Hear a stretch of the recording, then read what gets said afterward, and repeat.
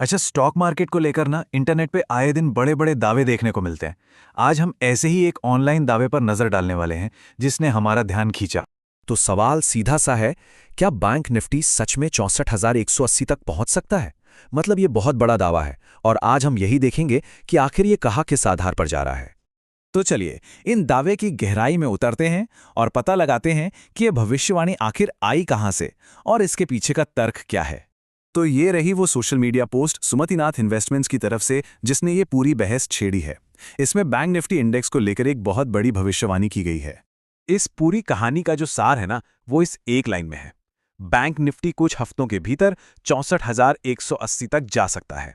आप देखिए, ये एक बहुत ही साफ और कह सकते हैं आत्मविश्वास से भरा बयान है। तो सवाल उठता है कि इस भविष्यवाणी के पीछे का कारण क्या बताया गया है। चलिए इसे समझने की कोशिश करते हैं।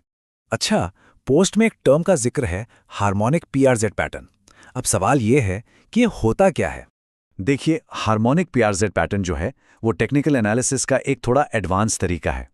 इसमें होता क्या है कि चार्ट पर कुछ खास ज्योमेट्रिक पैटर्न मतलब आकृतियों को पहचाना जाता है और इन्हीं से ये अंदाज़ा लगाया जाता है कि बाजार कहाँ से घूम सकता है या फिर किस दिशा में आगे बढ़ सकता है। अब अगर इस चार्ट को देखें तो इसमें ये जो ए, बी, सी और डी पॉइंट्स दिख रहे हैं ना, यही इस हार्मोनिक पैटर्न का आधार हैं। इन्हीं बिंदुओं को जोड़कर आगे का पूरा अनुमान लगाया गया है। ठीक है, तो अब जरा उन खास नंबरों पर ध्यान देते हैं जिनका जिक्र इस पोस्ट में है, यानी कि टारगेट और स्टॉप लॉस। तो सबसे पहले वो नंबर जिस पर सबकी नज़र है, 64180। जी हाँ, ये बैंक निफ्टी इंडेक्स के लिए वो टारगेट है जिसका अनुमान लगाया गया है। मतलब इस एनालिसिस के हिसाब से बाजार में तेजी आ सकती है और वो इस लेवल तक पहुंच सकता है। लेकिन रुकिए, एक और ज़रूरी नंबर भी दिया गया है, 53590। पोस्ट में इसे एसएल यानी स्टॉप लॉस कहा गया है। अब ये एक तरह का सेफ्टी नेट होता है। मतलब अगर बाजार इस लेवल से नीचे चला जाता है तो ये माना जाएगा कि ये जो एनालिसिस है ये गलत साबित हुआ और अब नुकसान को रोकने का समय है।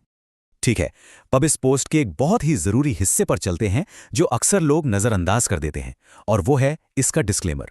हाँ, इसमें एक बहुत ही ज़रूरी जानकारी शामिल है और वो है ये डिस्क्लेमर जो साफ साफ कहता है कि ये कोई वित्तीय सलाह नहीं है। इसमें लिखा है, ये जानकारी और प्रकाशन वित्तीय, निवेश, ट्रेडिंग या किसी अन्य प्रकार की सलाह नहीं है और नहीं इन्हें ऐसा माना जाना चाहिए। तो इसका मतलब क्या हुआ? मतलब साफ है कि पोस्ट बनाने वाले खुद ये कह रहे हैं कि भाई ये किसी भी तरह की फाइनेंशियल एडवाइस नहीं है, इसे सिर्फ एक जानकारी के तौर पर ही देखा जाना चाहिए। तो फिर सवाल ये उठता है कि इस पूरी जानकारी से क्या टेक अवे है, क्या समझना चाहिए? तो आखिरी सवाल यही रह जाता है, क्या ये एक सीरियस मार्केट एनालिसिस है या सिर्फ जानकारी बढ़ाने के लिए बनाई गई एक पोस्ट? और जब डिस्क्लेमर को देखते हैं तो ये सवाल और भी जरूरी हो जाता है। ये हमें यही याद दिलाता है कि ऑनलाइन मिलने वाली हर जानकारी पर आंख बंद करके भरोसा करने से पहले उसकी पूरी तरह से जांच पड़ताल करना कितना जरूरी है।